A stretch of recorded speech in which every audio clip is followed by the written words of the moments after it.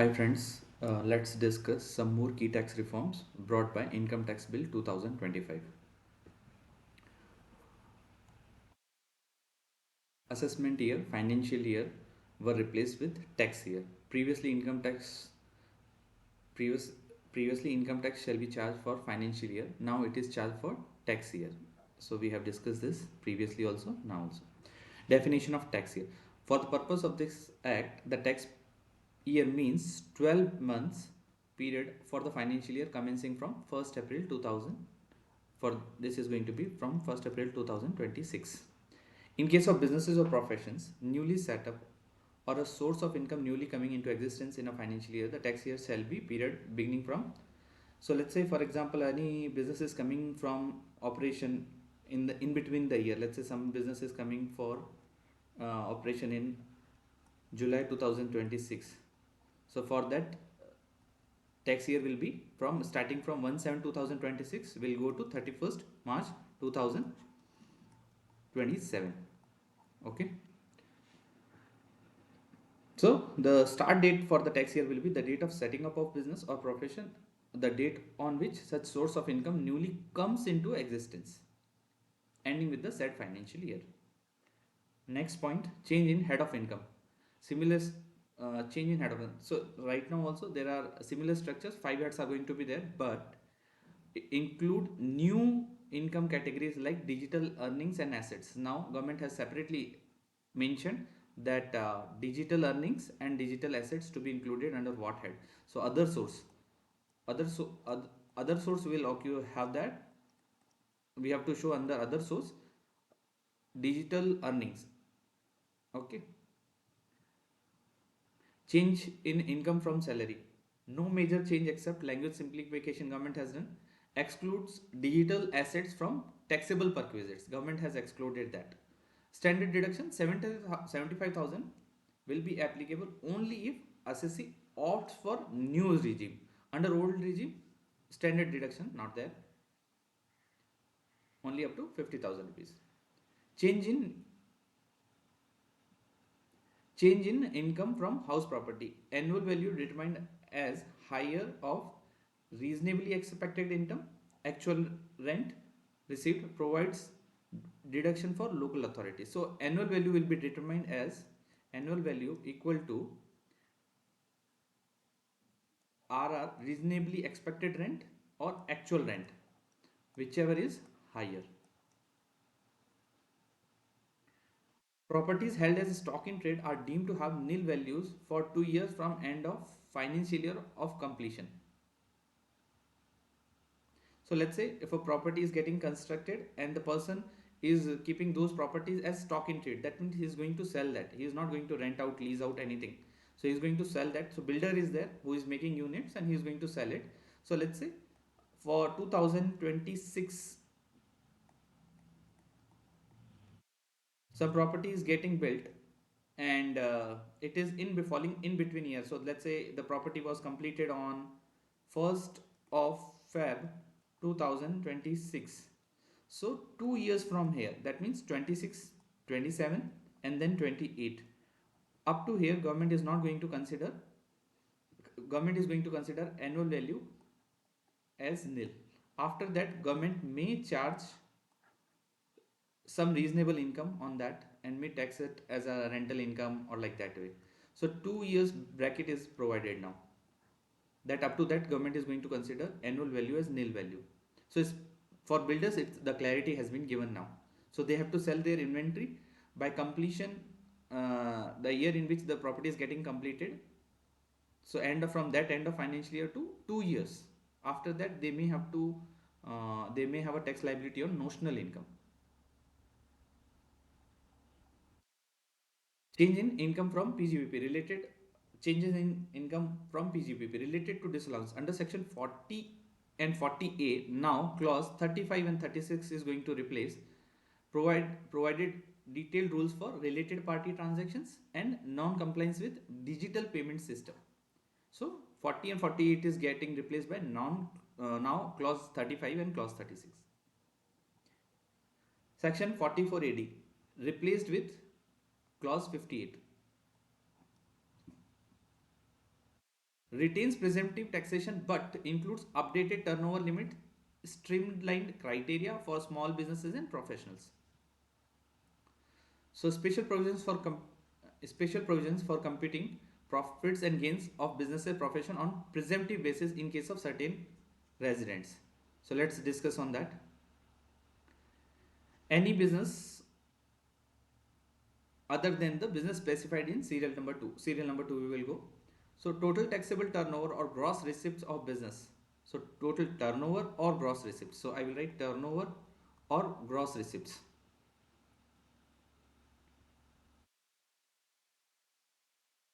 Business turnover or gross receipts does not exceed 2 CR. So it does not exceed 2 CR. Then a person is having option to show 6% of 6% of total turnover or gross receipts realized in the specified banking online modes. So he has having an option of showing it at 6% if payment is received through online mode, or otherwise 8% if payment is received through cash other than online modes. Okay. Now this 2 CR limit will become 3 CR limit if where the amount of aggregate of amounts received in cash does not exceed 5% of the total gross turnover or gross receipt. Total gross turnover or gross receipts. If it so if a person having gross turnover gross receipt up to 3 CR and up to 3 CR and his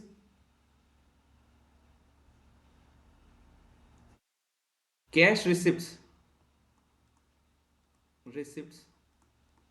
are not exceeding by 5% of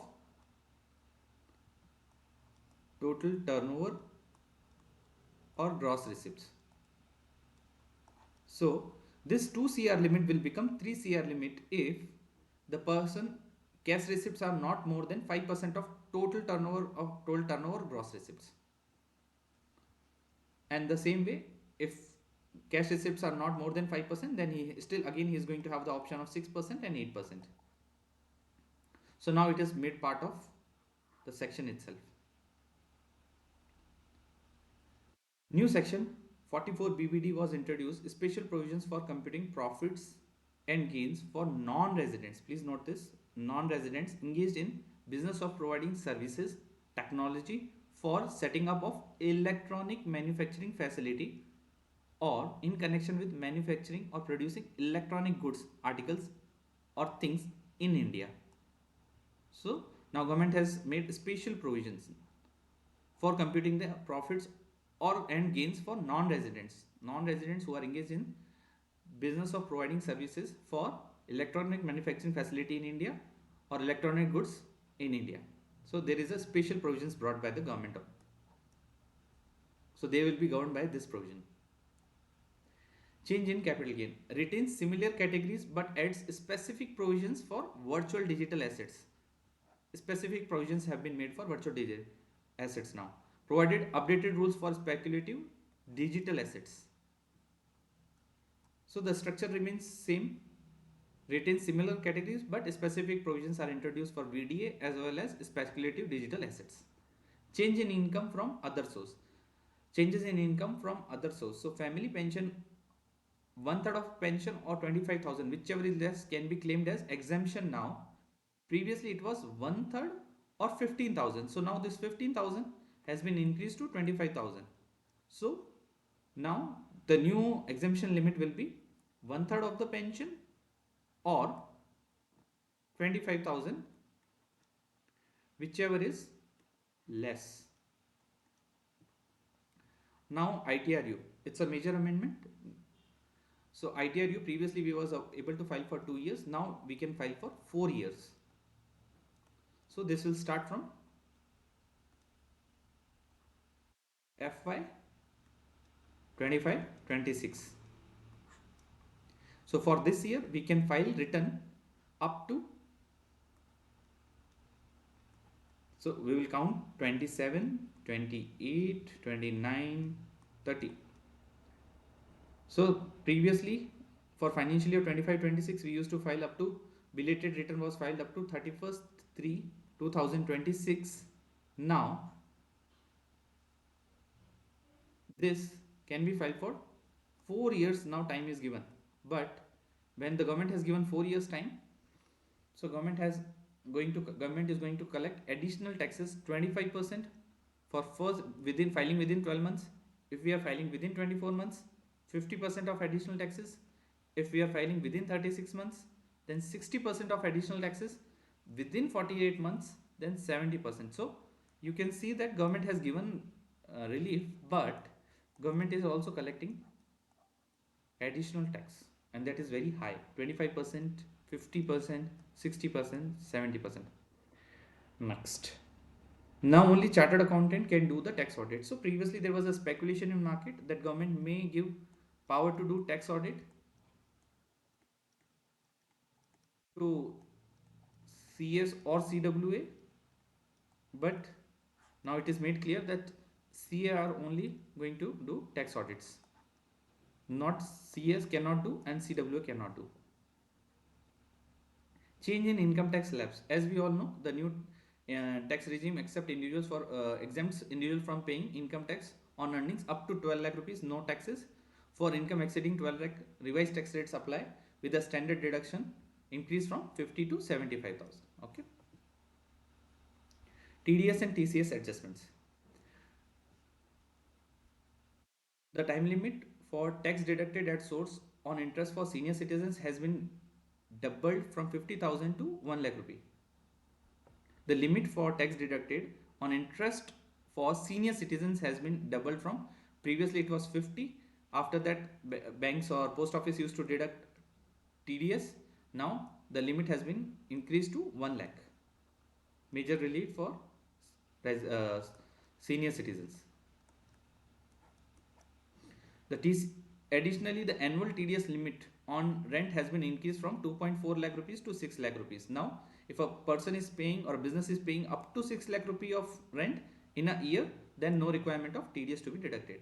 TCS removed on education loan up to 10 lakh rupees. Previously, TCS was supposed to be deducted while remitting the money overseas.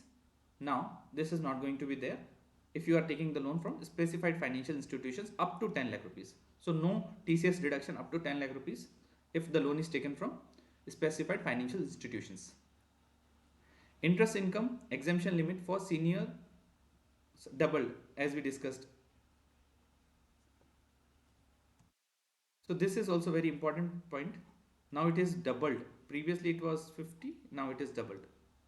Budget extends a period of incorporation by 5 years for startups to avail tax benefits.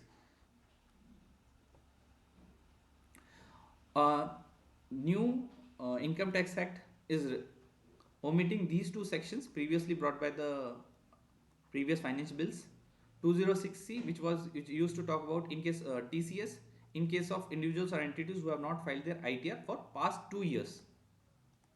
So there was a provision that if somebody is not filing ITRs for last 2 years, then TCS to be deducted at a higher rate. Now this is omitted. Similarly, 206C AB, which used to talk about TDS for specified person, it was introduced in Finance Act 2000, pertains to specific non-filers of ITR. This is also now removed. So these are the some significant changes which have come with the introduction of Income Tax Bill 2025. Thank you so much for your time. Please like, share, subscribe. We are coming up with more detailed videos and more insightful videos. Thank you.